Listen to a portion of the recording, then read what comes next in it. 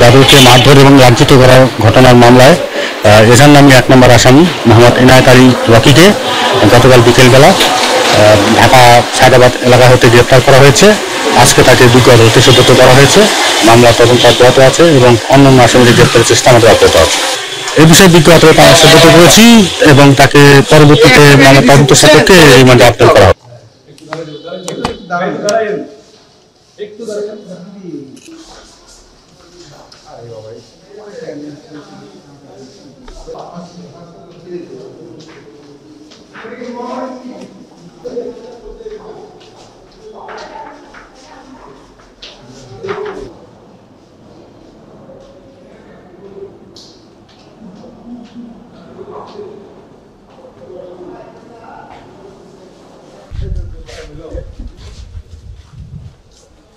কি বলে